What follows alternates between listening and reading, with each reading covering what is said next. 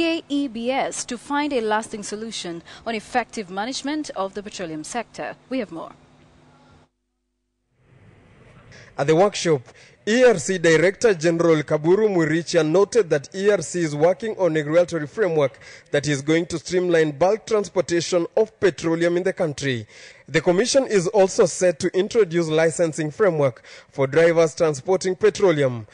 Currently, ERC only regulates transportation of LPG gas. Progressively, we are tightening and we are getting better and improving the standards and trying to ensure that, for example, we minimize any malpractices.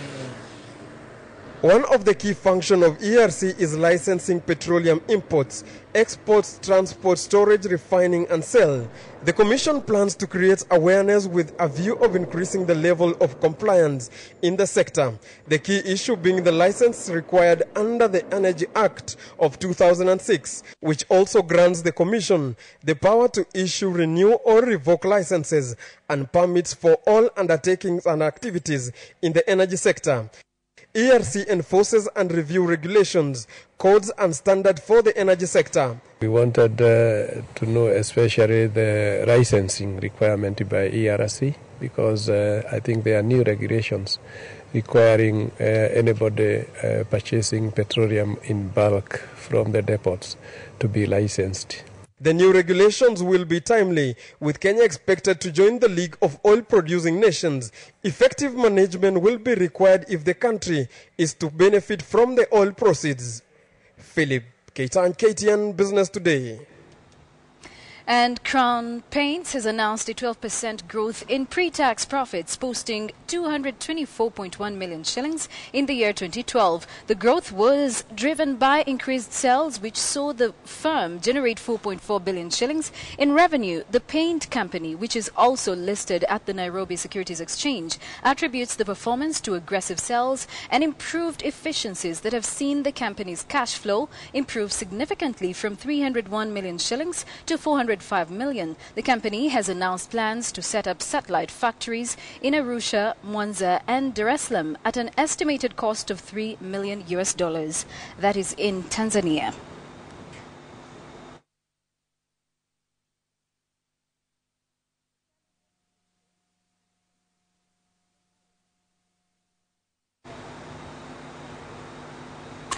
And a look at more business. You can now redeem your Bonga points from Safaricom for an air ticket from Kenya Airways. For 40,000 Bonga points, one can get a return ticket to any of the KQ local destinations. This comes as the country is transforming into a cashless economy, giving consumers more variety. But with one Bonga point valued at 10 shillings, this proposition appears to be for the highly valued subscribers. And here's why.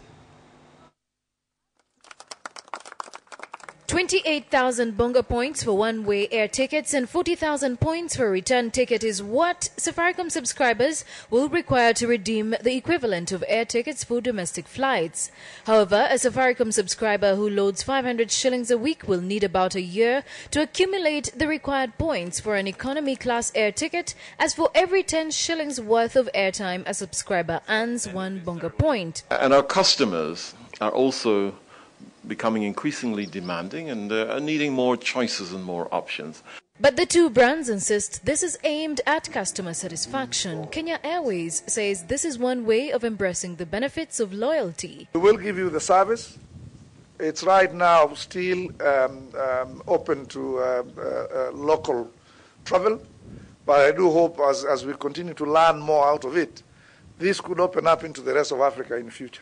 The service is available to both economy and business class flights on Kenya Airways, but for business class it will require double the number of points redeemed for both one-way and return tickets on economy class to afford first-class flights, with the cheapest business flight requiring 56,000 Bonga points. And players in the business fraternity have welcomed the decision to reserve 30% of all government tenders for women, youth and small-medium enterprises. These disadvantaged groups are now advised to acquire the requisite legal and financial information needed to exploit the 300 billion shilling opportunity. The youth enterprise is expected to set up virtual offices in all counties to assist youth entrepreneurs access facilities such as boardrooms, internet, printers and phone services, all under one roof. This should reduce the startup costs and support the youth as they seek to enter the mainstream of the country procurement sector. We're anticipating that the budget will be 1.8 trillion. Can you imagine what we're talking about? 1.8 trillion, they just sound like numbers, which means that for the youth, the procurement spend will be 1 trillion. Of which 30% of 1 trillion belongs to you. If it is well directed, it can drive economic growth through greater youth participation in public procurement. This opportunity can cause a positive ripple effect and create an economic bushfire and growth revolution unparalleled anywhere else in Africa. We will be doing entrepreneurship training among young people to just let you know what is it you need to do in order to access government business. And every 6 months we'll be having what is called the list of shame. There will be those ministries that have not given young people business for a period of 6 months. And well, now let's take a look at how the Kenya shilling is performing and also how the listed companies at the Nairobi Securities Exchange fared today on the gainers and losers.